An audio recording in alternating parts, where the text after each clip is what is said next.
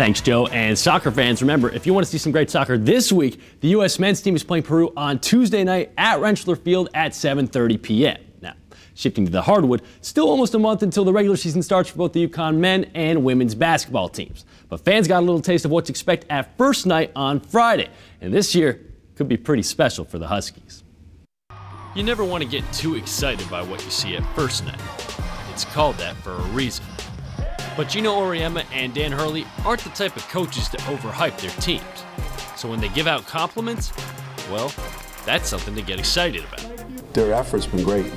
It really has. Their energy level's been great. Everything's been great. They're much better in terms of understanding the fundamentals, and it's a simple thing. But I think they understand now, like how hard you got to work, how hard you got to compete. So that's a good thing.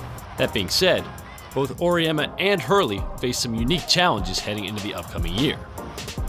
For Hurley, it's implementing an entire new system.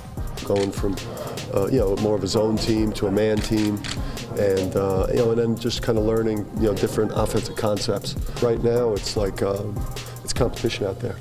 Guys compete for starting spots, guys compete for roles. For Auriemma, it's getting the upperclassmen on the team to take more of a leadership role. And to help do that, he's been more hands-off this summer and fall than ever before. I want players to take ownership.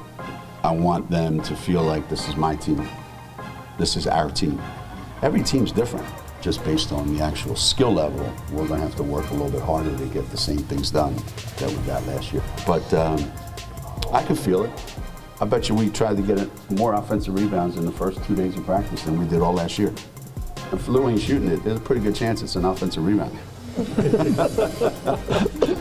While shooting might not be the biggest strength for the women, expect it to be a point of emphasis for Hurley's squad, which has backcourt depth that hasn't been seen in stores for a while. With Al healthy and Jalen and Christian and Taryn and Brendan Adams, those are just 5 pretty good guards. We're in that training camp mentality part of the practice calendar, so they've done everything we've asked them to do. And as a result, Friday was a day to celebrate for both the men and women.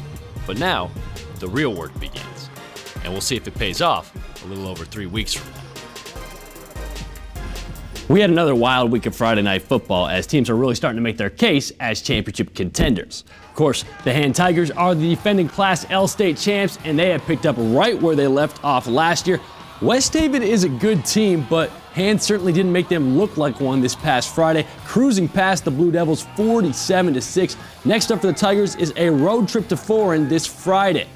Bristol Central entered their matchup with Maloney losers of 3 straight games.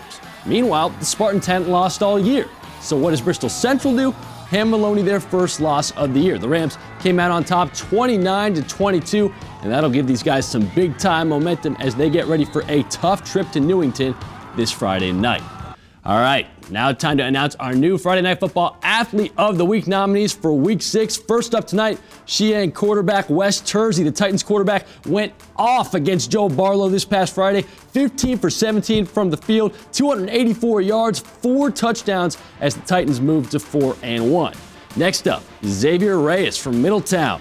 The Blue Dragons were in our game of the week. Reyes only had 7 carries. He rushed for 171 yards, 4 touchdowns. That is what you call efficient work. Middletown is undefeated. Then you got Han quarterbacks Phoenix Billings. What a great name. But he's got some game, too. He had 205 yards passing, 107 yards rushing for the unbeaten Tigers. And last but not least, our final nominee, a defensive player, Kobe Foster from Windsor. He had 10 tackles and 2 sacks in the Warriors' shutout win over E.O. Smith. And the polls are also open for next week's Big 3-on-3 game of the week. 3 great options to choose from: Wethersfield at Maloney, Conard at Southington, and Shelton at North Haven. Voting will continue until Thursday night. Joe Zone is going to be at the winning game starting at 5 on Friday night with live reports. Weather's going to be out there, a whole lot more. You can vote for both the Athlete of the Week and the Big 3-on-3 game of the week by downloading our Channel 3 Sports app.